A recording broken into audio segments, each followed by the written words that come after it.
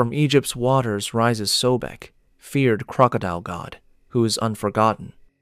His face cold and reptilian, toothed jaws atop a mighty warrior king's body. Upon his head rests the sacred double crown of Egypt, shining with divine authority. Only Egypt's mightiest rulers wore this bold, sacred, and feared symbol. In pure animal form, Sobek is a colossal gold-plated crocodile of ancient power. Yet despite his strength and divine splendor, Sobek lacked one thing that puzzled Egypt. The mighty crocodile god had no children, no heirs, no young gods to bear his name. Born to Neith, goddess of chaos and creation, Sobek rose from life's first waters. From primeval floods, Sobek emerged to rule river, reptile, and fertile land.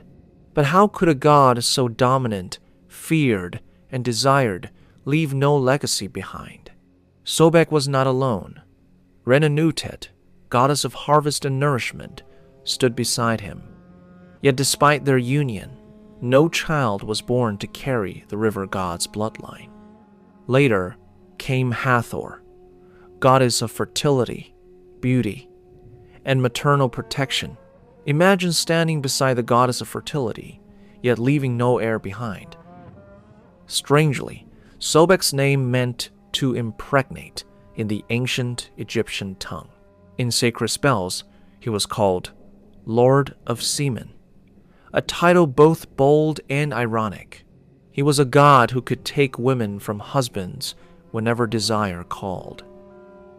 Yet despite his reputation, no young Sobeks ever roamed Egypt's riverbanks. This mystery shaped how Egyptians understood the nature of their crocodile god. Because, like many Egyptian gods, Sobek ruled not one domain, but many. At his simplest, Sobek was linked to green, the color of growth and renewal. He was called Green of Plume, a title linking him to life along the Nile. Some myths say he alone created the Nile by pouring divine sweat across the desert. Where the water flowed, green life followed, turning barren sands into fertile land. Without the Nile, Egyptian civilization itself might never have existed at all. And if Sobek created the Nile, then he shaped the destiny of Egypt itself. Yet in some regions, Sobek was not only a water god, but a solar force. This raised a problem, as Ra already ruled the sun as Egypt's falcon-headed god. So how could one god rule the river while another ruled the sun without conflict? The Egyptians solved this not with rivalry, but with fusion.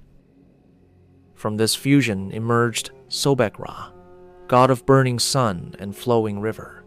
This blending of powers was common in Egypt, where gods evolved and merged. Sobek also appeared as Sobek Horus, linking crocodile and falcon in one form. But outside temples, Egypt's relationship with crocodiles was far more complex. In some regions, crocodiles were sacred, honored as living symbols of Sobek. Yet in other regions, crocodiles were hunted, feared, and destroyed without mercy. In one town, killing a crocodile earned praise. In another, it made you the hunted. How could the same creature be divine in one place and despised in another? To understand this divide, we must visit a city named Crocodilopolis. Its very name meant Crocodile City, a place built around reverence for Sobek. Inside the city, crocodiles were sacred living images of Sobek, not feared beasts.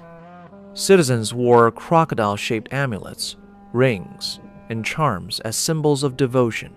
Even foreign Greeks and Romans traveled here to present offerings at his temple. But among all sacred reptiles in the city, one towered above in size and legend. He was called Son of Sukkos, believed to embody Sobek himself. Raised from birth in temple grounds, he was a wild creature, and divine symbol. Unlike others, he was trained to tolerate human presence and ritual handling. But the secret to his calm nature was not divine patience. It was constant feeding.